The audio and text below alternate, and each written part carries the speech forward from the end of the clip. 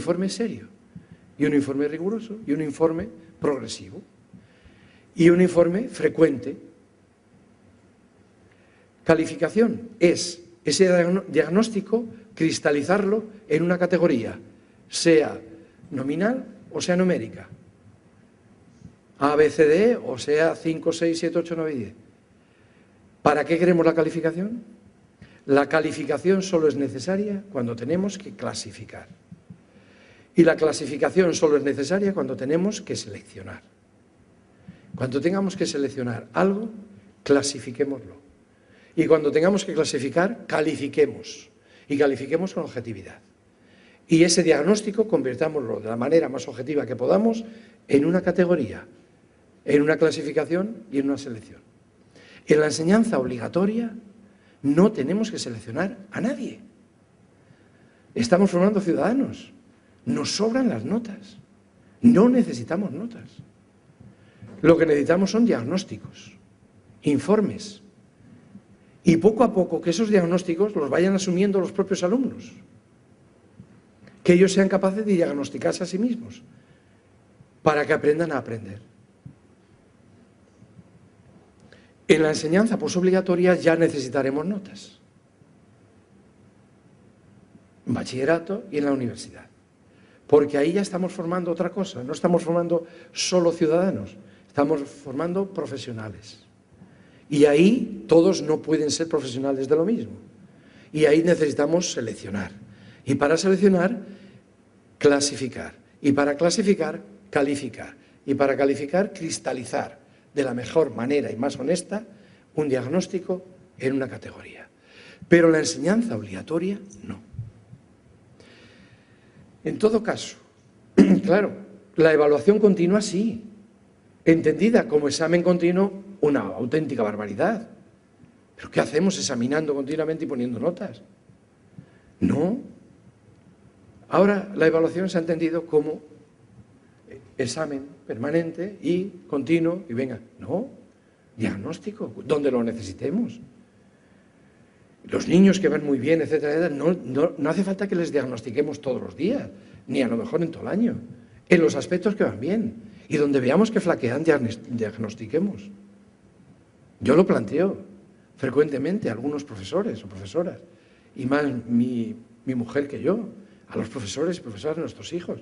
A lo mejor no necesitan diagnóstico y atención en el aspecto cognitivo, pero sí necesitan mucho en el aspecto comportamental y en el desarrollo de sus emociones. Claro que sí. Ahí, por favor, ayúdenlos, porque nosotros les estamos ayudando en un contexto cercano. Pero, ¿cómo se desarrollan ellos en un contexto heterogéneo? Ahí sí quiero que atiendan. Y a lo mejor en el otro no hace falta que les atiendan. Van marchando perfectamente. Y, sin embargo, dediquémonos a aquellos que por cualquier razón no pueden, no quieren o no saben aprender. Dediquémonos a ellos. Y a los otros pongámosles trabajos y que corran. Bueno, en todo caso, si esto es así y si tenemos en cuenta la concepción de conocimiento que yo he planteado útil para el siglo XXI, sobran todos los exámenes memorísticos. Y sobran todos los exámenes, también en la universidad, y sobran todos los exámenes de reproducción sin material. Permitamos que lleven todo el material que quieran, todas las chuletas que quieran, todo. Si a mí no me importa que sean capaces de reproducir datos, lo que quiero es saber qué saben hacer con esos datos. Fijaros, qué paradoja. ¿Quién nos está enseñando esto? PISA. Ahora PISA nos enseña esa forma de evaluar. Qué paradoja. En PISA no piden ni un dato. Por eso salimos tan mal, o por eso no salimos tan bien, perdón. Porque nosotros enseñamos a reproducir datos.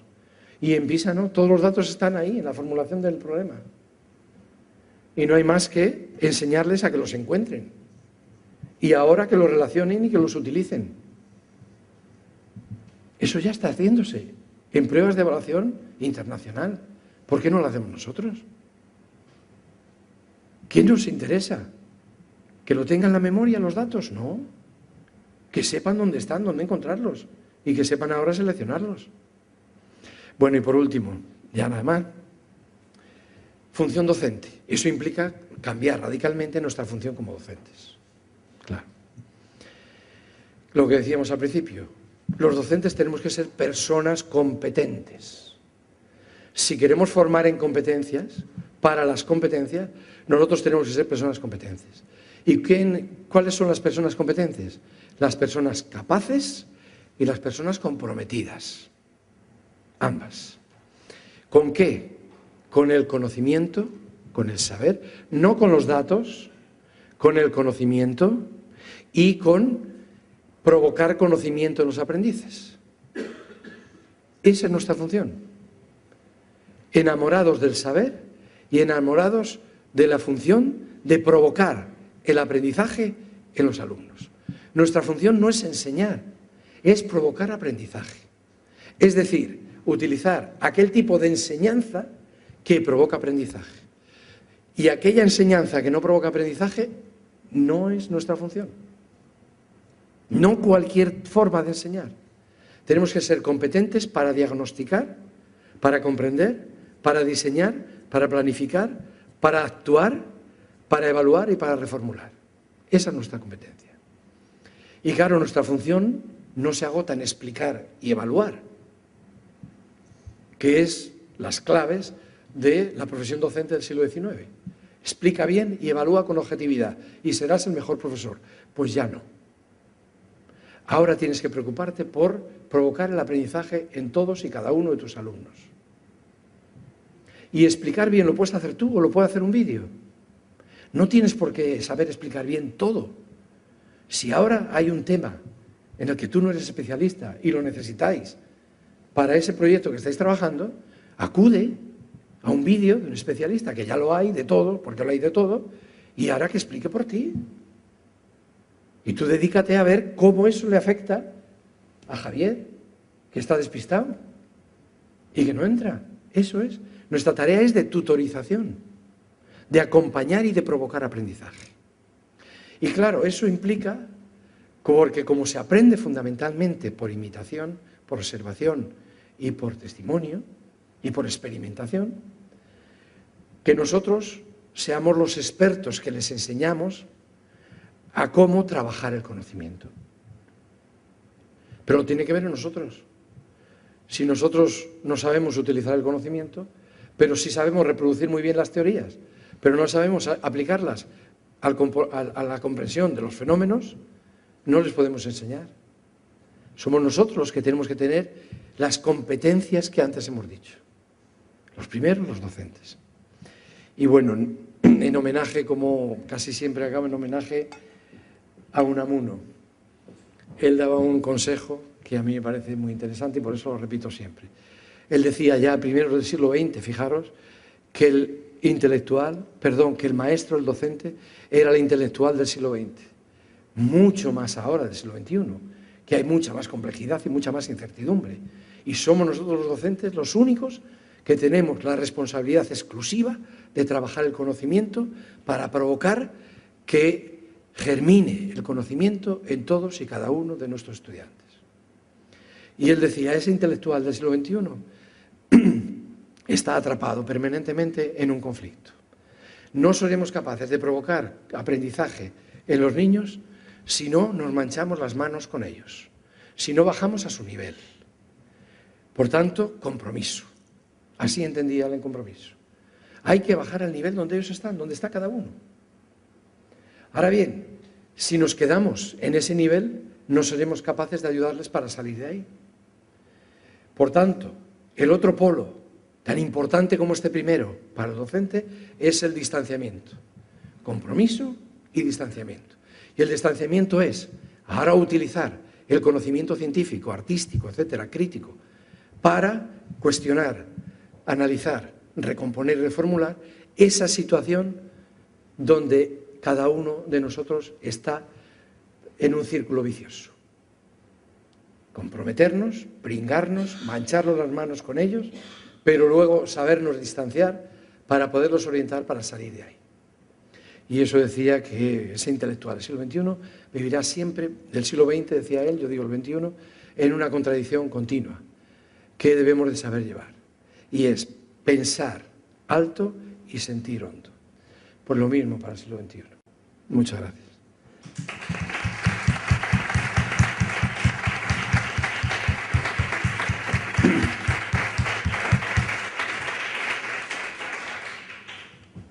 Este es el momento que tienen Lola Acosta y María José Pérez para trasladar sus opiniones, reflexiones, ideas a todo lo que ha dejado sobre la mesa Ángel Pérez.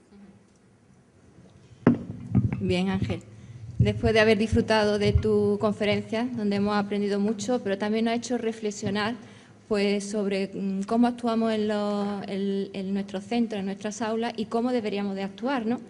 Mi primera pregunta iría relacionada con el título, porque me ha gustado la relación que ha hecho con fracaso escolar y fracaso vital, y además pues incluso me ha impactado un poco.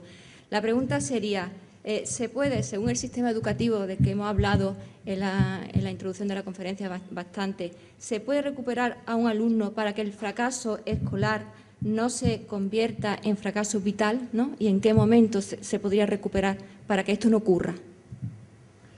Bueno, si la finalidad de la escuela, según yo he planteado, es el desarrollo de las cualidades humanas fundamentales de cada niño, de todos y cada uno, evitando el fracaso escolar, evitamos el fracaso vital.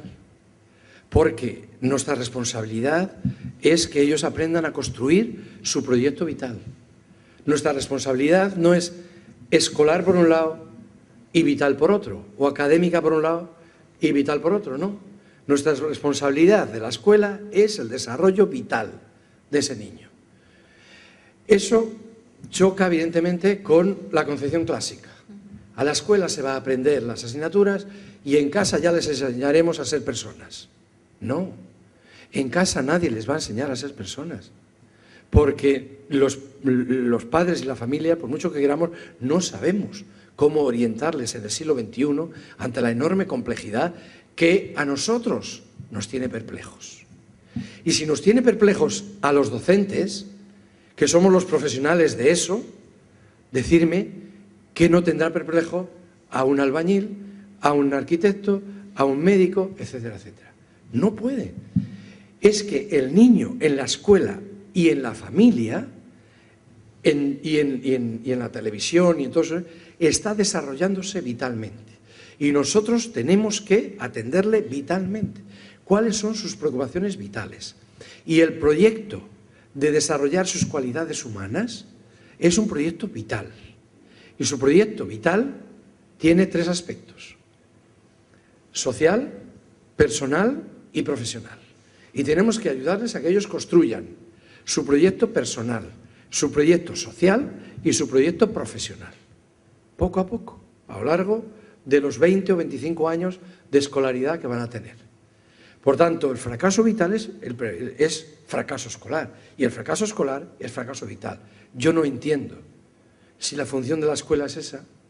Ahora, si la función de la escuela es que aprendan unas disciplinas, algunas disciplinas, puede ser que alguien las aprenda y el fracaso en su vida sea total. Y viceversa, alguien fracasa en las disciplinas y luego vitalmente está orientado. ¿Por qué? Porque lo que trabajamos en la escuela tenía poco que ver con el proyecto vital de esa persona. Si el objetivo de la escuela del siglo XXI es atender al desarrollo vital de todos y cada uno de los niños, el fracaso escolar es fracaso vital. Muchas gracias, profesor, por las palabras que esta tarde nos ha dedicado, porque siempre es grato pensar que podemos recibir conocimiento y a la vez un incentivo para seguir trabajando. Yo quisiera hacerle una pregunta. ¿No cree, con relación a lo que estamos hablando, no cree que aún seguimos en el paradigma de felicidad igual a aprobar? Y sí. Programar. No, aprobar. Desgraciadamente, una cosa es lo que queremos y otra cosa es lo que todavía seguimos inmersos. Y vamos muy relacionado también con lo que estábamos hablando antes del fracaso vital. Sí. Pienso que aún seguimos en ese paradigma y quería incidir un poco más. ¿Responde o fomenta la LOE y la LEA a este problema? El primer aspecto lo puedo contestar como interesado profesionalmente durante mucho tiempo en este tema o como padre de familia. de ambas maneras. Es evidente que es así. Yo tengo 2 hijos, los 2 son excelentes académicos, escolares, excelentes. Su nota media es 9-10, 9-10, 9-10. Y tienen enormes dificultades para encontrar intereses intelectuales. De lectura, de escritura, de pintura, de dibujo, de música, de arte, de tal y cual. Una está acabando ya la secundaria, el bachillerato, por lo tanto ya ha vivido toda la escuela. Enormes dificultades, y han vivido con nosotros. 2 personas de cultura, de máxima titulación académica, etcétera, etcétera, y la vida académica de la escuela que les ha atrapado, y les ha atrapado por la exigencia de ir al máximo y de sacar la máxima nota. Yo pienso personalmente que les ha impedido interesarse, dedicarse a el cultivo de otros aspectos de la cultura. ¿Por qué? Porque, como tú decías, vivimos en ese paradigma. La batalla no está perdida, claro que no. Yo confío continuamente de que aparecerán. Cuando tengan momentos, situaciones, etcétera, más tranquilas, más relajadas, etcétera, aparecerán esos intereses, porque los han vivido en la familia y porque los pueden haber vivido con algún docente también.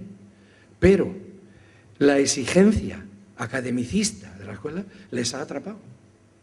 Éxito máximo académico y, bueno, veremos a ver qué pasa con su desarrollo personal, intelectual. Pero es muy difícil provocar en ellos que quieran aprender algo que no va a ser sujeto a un examen. Muy difícil. En casa del herrero cuchillo de palo, pues puede ser, pero no lo creo. Es que es muy fuerte la presión académica. Y entonces, la LOE y la LEA, pues bien, yo creo que hay cosas de la LEA muy bien planteadas en esta orientación. Y hay otras que no. Y la LOE, en principio, y las primeras formulaciones que se hicieron de las competencias implicaban una confusión total. Los que intentaron plantear ese tema no sabían, perdón por la expresión, dónde estaban.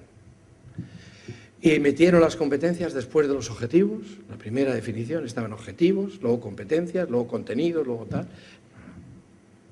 Competencias es un marco, es el marco, son las finalidades. Y ahora tenemos que empezar a desarrollar un currículum que nos acerque a las competencias. Y por eso tenemos ahora que empezar a definir y seleccionar. Hay países, por ejemplo, Nueva Zelanda, Finlandia, Australia, que ya han reducido el currículum a 5 páginas. Y nosotros todavía tenemos definiciones de mínimos, de máximos, de no sé qué. Por tanto, no están... Hay aspectos que sí.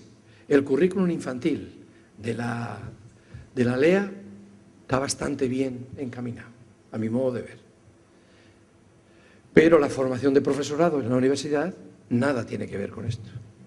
Seguimos haciendo lo mismo que hemos hecho toda la vida y, por tanto, estamos formando profesionales desde el punto de vista teórico, academicista y para la reproducción, no para el desarrollo de competencias.